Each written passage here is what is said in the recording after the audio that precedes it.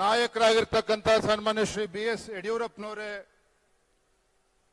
ರಾಜ್ಯದ ವಿರೋಧ ಪಕ್ಷದ ನಾಯಕರು ಆತ್ಮೀಯರಾಗಿರ್ತಕ್ಕಂಥ ಸನ್ಮಾನ್ಯ ಶ್ರೀ ಆರ್ ಅಶೋಕ್ರೇ, ಕೇಂದ್ರದ ಸಚಿವರು ನಮ್ಮೆಲ್ಲರ ಮಾರ್ಗದರ್ಶಕರಾಗಿರ್ತಕ್ಕಂಥ ಸನ್ಮಾನ್ಯ ಶ್ರೀ ಪ್ರಹ್ಲಾದ್ ಜೋಶಿಜಿ ಅವರೇ, ಮಾಜಿ ಮುಖ್ಯಮಂತ್ರಿಗಳು, ಜಾತ್ಯತೀತ ಜನತಾದಳದ ಅಧ್ಯಕ್ಷರಾಗಿರ್ತಕ್ಕಂಥ ಕೇಂದ್ರ ಸಚಿವರಾಗಿರ್ತಕ್ಕಂಥ ಮಾನ್ಯ ಶ್ರೀ ಎಚ್ ಡಿ ಕುಮಾರಸ್ವಾಮಿ ಅವರೇ,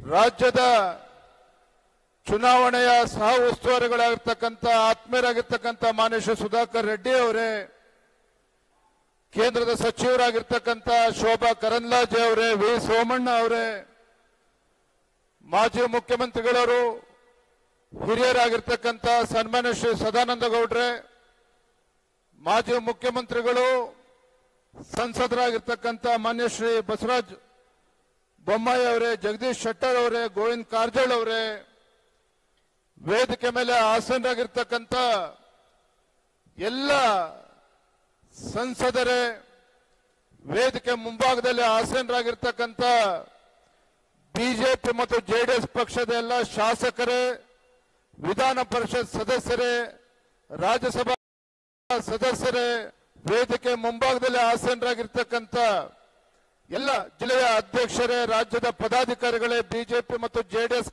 ಪಕ್ಷದ ಕಾರ್ಯಕರ್ತ ಬಂಧುಗಳೇ, ಪತ್ರಿಕಾ ಹಾಗೂ ಮಾಧ್ಯಮದ ಸ್ನೇಹಿತರೆ, ಬಂಧುಗಳೇ, ಕೇಂದ್ರದಲ್ಲಿ ನರೇಂದ್ರ ಮೋದಿಜಿಯವರು ಮೂರನೇ ಬಾರಿಗೆ ಪ್ರಧಾನಮಂತ್ರಿಯನ್ನಾಗಿಸಲು ಕರ್ನಾಟಕ ರಾಜ್ಯದಿಂದ ಅತಿ ಹೆಚ್ಚು ಸಂಸದರನ್ನ ಕಳಿಸ್ಕೊಡ್ಬೇಕು ಅಂತಕ್ಕಂಥ ಅಪೇಕ್ಷೆ, ನಿರೀಕ್ಷೆ ರಾಜ್ಯದ ಜನರಲ್ಲಿತ್ತು.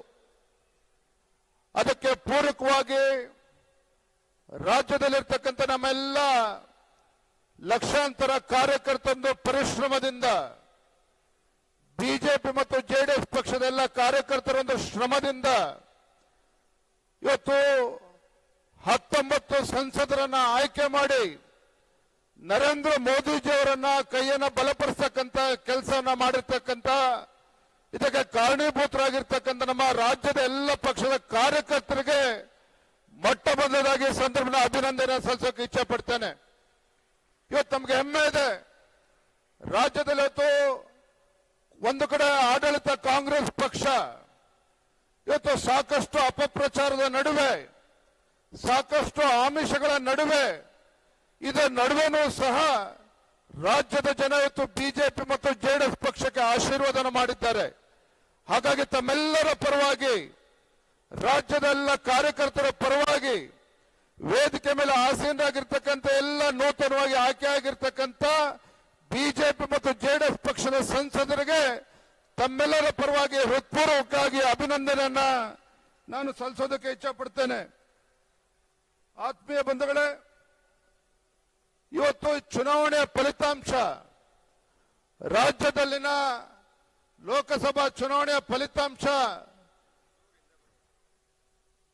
ಇವತ್ತು ನಮ್ಮ ಕರ್ನಾಟಕ ರಾಜ್ಯ ಅಂತ ಹೇಳಿದ್ರೆ ದಕ್ಷಿಣ ಭಾರತದಲ್ಲಿ ಕರ್ನಾಟಕ ರಾಜ್ಯ ಇವತ್ತು ಭಾರತೀಯ ಜನತಾ ಪಾರ್ಟಿಯ ಭದ್ರಕೋಟೆ ಅನ್ನೋದನ್ನ ಮತ್ತೊಮ್ಮೆ ಲೋಕಸಭಾ ಚುನಾವಣೆಯಲ್ಲಿ ಸಾಬೀತಾಗಿರ್ತಕ್ಕಂಥದ್ದು. ಮತ್ತೊಂದು ಕಡೆ ಬಿಜೆಪಿ ಮತ್ತು ಜೆಡಿಎಸ್ ಪಕ್ಷ ಒಟ್ಟಾಗಿ ಒಂದಾಗಿ ಚುನಾವಣೆಯನ್ನು ಎದುರಿಸತಕ್ಕಂಥ ಪರಿಣಾಮ ಇವತ್ತು ಕಾಂಗ್ರೆಸ್ ಪಕ್ಷದವರು ನಮ್ಮ ಮೇಲೆ ಗೂಬೆ ಕೂರಿಸ್ತಕ್ಕಂಥ ಕೆಲಸವನ್ನ ಮಾಡ್ತಾ ಇದ್ರು.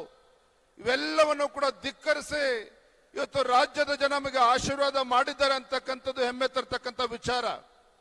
ಈ ವೇದಿಕೆ ಮೂಲಕ ಮತ್ತೊಂದು ಮಾತನ್ನ ಸಂದರ್ಭದಲ್ಲಿ ಹೇಳೋದಕ್ಕೆ ಇಚ್ಛೆ ಪಡ್ತಾನೆ.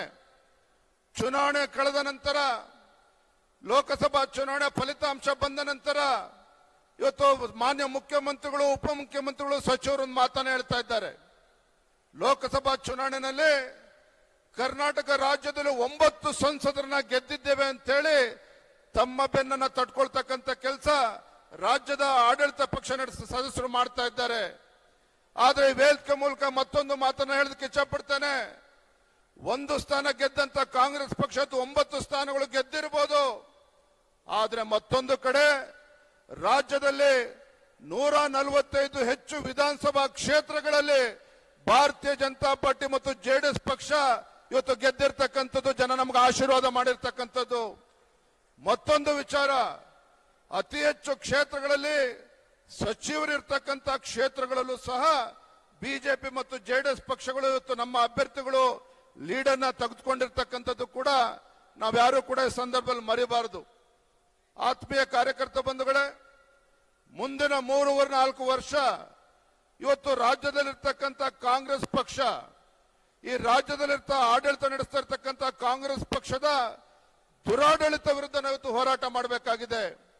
ತಾವು ನೋಡ್ತಾ ಇದ್ದೀರಿ, ಕಾಂಗ್ರೆಸ್ ಪಕ್ಷ ರಾಜ್ಯದಲ್ಲಿ ಅಧಿಕಾರಕ್ಕೆ ಬಂದು 1 ವರ್ಷದಲ್ಲಿ ಇವರ ದುರಾಡಳಿತದ ಪರಿಣಾಮ, ಯಾವ ಕರ್ನಾಟಕ ರಾಜ್ಯ ಹಿಂದೆ ಭಾರತೀಯ ಜನತಾ ಪಾರ್ಟಿ ಅಧಿಕಾರ ಇದ್ದಾಗ ಇವತ್ತು ಎಲ್ಲಾ ಕ್ಷೇತ್ರಗಳಲ್ಲೂ ಕೂಡ ಇವತ್ತು ಕರ್ನಾಟಕ ರಾಜ್ಯ ಮುಂಚೂಣಿಯಲ್ಲಿತ್ತು. ಆದರೆ ಕಳೆದ 1.5 ವರ್ಷದ ಕಾಂಗ್ರೆಸ್ ಪಕ್ಷದ ದುರಾಡಳಿತದ ಪರಿಣಾಮ ಇವತ್ತು ಕರ್ನಾಟಕ ರಾಜ್ಯ ಎಲ್ಲಾ ಕ್ಷೇತ್ರದಲ್ಲೂ ಕೂಡ ಇವತ್ತು ಹಿಂದಕ್ಕೆ ಸರಿದಿರ್ತಕ್ಕಂಥದ್ದು ಕೂಡ ನಾವು ನೋಡ್ತಾ ಇದ್ದೇವೆ.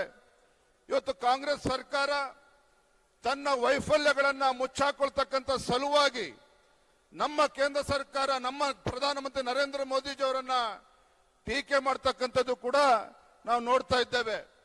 ಒಂದ್ ಕಡೆ ನಾವು ನೋಡ್ತಾ ಇದ್ದೀರಿ, ಮುಖ್ಯಮಂತ್ರಿಗಳು ಪದೇ ಪದೇ ಹೇಳಿಕೆಯನ್ನ ಕೊಡ್ತಾ ಇರ್ತಾರೆ, ಕೇಂದ್ರದಿಂದ ಅನುದಾನ ಬರ್ತಾ ಇಲ್ಲ, ಮೋದಿಯವರು ನಮ್ಮ ರಾಜ್ಯಕ್ಕೆ ಅನ್ಯಾಯ ಮಾಡ್ತಾ ಇದ್ದಾರೆ, ಪದೇ ಪದೇ ಹೇಳಿಕೆಗಳನ್ನ ಸ್ವತಃ ಮುಖ್ಯಮಂತ್ರಿಗಳೇ ಕೊಡ್ತಾ ಇರ್ತಕ್ಕಂಥದ್ದು ತಾವು ನೋಡ್ತಾ ಇದ್ದೀರಿ. ನಾನು ಇವತ್ತು ಮುಖ್ಯಮಂತ್ರಿಗಳ ಹೇಳಿಕೆಯನ್ನ ನೋಡಿದ್ರೆ, ಒಬ್ಬ ಅನುಭವಿ ಮುಖ್ಯಮಂತ್ರಿಗಳು 14 ಬಜೆಟ್ ಅನ್ನ ಮಂಡನೆ ಮಾಡಿರ್ತಕ್ಕಂಥ ಒಬ್ಬ ಅನುಭವಿ ಮುಖ್ಯಮಂತ್ರಿಗಳು ಇದ್ರೂ ಸಹ ಅವರ ಹೇಳಿಕೆಗಳನ್ನ ನೋಡ್ತಾ ಇದ್ರೆ, ಇವರು ರಾಜ್ಯದ ಮುಖ್ಯಮಂತ್ರಿಗಳು ಅಥವಾ ಕೇವಲ ಕೇಂದ್ರದ ಅನುದಾನಕ್ಕೆ ಕಾಯ್ತಾ ಇರ್ತಕ್ಕಂಥ ಮುಖ್ಯಮಂತ್ರಿಗಳು, ಅಥವಾ ಯಾವುದೋ ಒಬ್ಬ ಬೋರ್ಡ್ ಚೇರ್ಮನ್ ಇದ್ರೆ ಹಾಗೆ ಅನುದಾನಕ್ಕೆ ಕಾಯ್ತಾ ಇರ್ತಾರೆ, ಆ ರೀತಿ ಅನುದಾನಕ್ಕೆ ಕಾಯ್ಕೊಂಡು ಕೂತಿರ್ತಕ್ಕಂಥ ಮುಖ್ಯಮಂತ್ರಿಗಳು ನಾವು ನೋಡ್ತಾ ಇದ್ದೇವೆ. ಇವತ್ತು ರಾಜ್ಯದಲ್ಲಿ ಅಭಿವೃದ್ಧಿ ಅಂತಕ್ಕಂಥದ್ದು ಸಂಪೂರ್ಣವಾಗಿ ನಿಂತಿರ್ತಕ್ಕಂಥದ್ದು, ಅಭಿವೃದ್ಧಿ ಅಂತಕ್ಕಂಥದ್ದು ಸಂಪೂರ್ಣವಾಗಿ ನಿಂತಿರ್ತಕ್ಕಂಥದ್ದು. ಕಳೆದ 1 ವರ್ಷದಲ್ಲಿ ರಾಜ್ಯದಲ್ಲಿ ಕಾಂಗ್ರೆಸ್ ಸರ್ಕಾರ ಆಡಳಿತಕ್ಕೆ ಬಂದ ನಂತರ ಯಾವುದೇ ವಿಧಾನಸಭಾ ಕ್ಷೇತ್ರದಲ್ಲಿ ಅಭಿವೃದ್ಧಿ ಮಾಡೋದಕ್ಕೆ ಸಾಧ್ಯ ಆಗ್ತಾ ಇಲ್ಲ. ಸ್ವತಃ ಆಡಳಿತ ಪಕ್ಷದ ಶಾಸಕರೇ ಕಾಂಗ್ರೆಸ್ ಸರ್ಕಾರದ ಆಡಳಿತ ವಿರುದ್ಧ ಬೇಸತ್ತಿರ್ತಕ್ಕಂಥದ್ದು. ಮೊನ್ನೆ ಅವರದೇ ಶಾಸಕರಾಗಿರ್ತಕ್ಕಂಥ ನಾಡಗೌಡರು, ನಾನು ಯಾತಕ್ಕಾರೋ ಶಾಸಕನಾಗಿದ್ದೇನೆ, ನಾನು ರಾಜಕೀಯದಿಂದನೇ ನಿವೃತ್ತಿ ತಗೊಳ್ತೇನೆ ಅನ್ನುವ ನಿಟ್ಟಿನಲ್ಲಿ ಕಾಂಗ್ರೆಸ್ ಪಕ್ಷದ ಶಾಸಕರುಗಳು ಕೂಡ ಮಾತನಾಡ್ತಿರ್ತಕ್ಕಂಥದ್ದು ನಾವು ಗಮನಿಸ್ತಾ ಇದ್ದೇವೆ. ಹಾಗಾಗಿ ನಾನು ಇಷ್ಟು ಮಾತ್ರ ಸಂದರ್ಭದಲ್ಲಿ ಹೇಳ್ತೇನೆ, ಈ ರಾಜ್ಯದಲ್ಲಿ ಕಾಂಗ್ರೆಸ್ ಸರ್ಕಾರ ಬಂದ ನಂತರ ಕೇವಲ ಬೆಲೆ ಏರಿಕೆಯನ್ನ ಮಾಡ್ತಾ ಇದ್ದಾರೆ. ಬೆಲೆ ಏರಿಕೆಯನ್ನ ಮಾಡೋದನ್ನು ಬಿಟ್ರೆ ಇವತ್ತು ಗ್ಯಾರಂಟಿ ನೆಪದಲ್ಲಿ, ಇವತ್ತು ಗ್ಯಾರಂಟಿಗಳ ನೆಪದಲ್ಲಿ ಇವತ್ತು ಸಮರ್ಪಕವಾಗಿ ಆಡಳಿತ ನಡೆಸಕ್ಕಾಗ್ದೇನೆ ಗ್ಯಾರಂಟಿಗಳ ನೆಪದಲ್ಲಿ ಆದಾಯದ ಮೂಲಗಳನ್ನ ಜಾಸ್ತಿ ಮಾಡ್ಕೊಳ್ಳೋ ನಿಟ್ಟಿನಲ್ಲಿ ಬೆಲೆ ಏರಿಕೆಯನ್ನ ಮಾಡ್ತಾ ಇರ್ತಕ್ಕಂಥದ್ದು ಕೂಡ ನಾವು ಗಮನಿಸ್ತಾ ಇದ್ದೇವೆ. ಬರಗಾಲದ ಸಂದರ್ಭ, ರೈತರು ರಾಜ್ಯದಲ್ಲಿ ಸಂಕಷ್ಟದಲ್ಲಿದ್ರು, ಕೇಂದ್ರದಿಂದ 3,500 ಹೆಚ್ಚು ಕೋಟಿ ಬರದ ಸಂದರ್ಭದಲ್ಲಿ ಪರಿಹಾರ ಕೊಟ್ಟರೂ ಸಹ ರಾಜ್ಯದಲ್ಲಿರ್ತಕ್ಕಂಥ ಕಾಂಗ್ರೆಸ್ ಸರ್ಕಾರ ಈ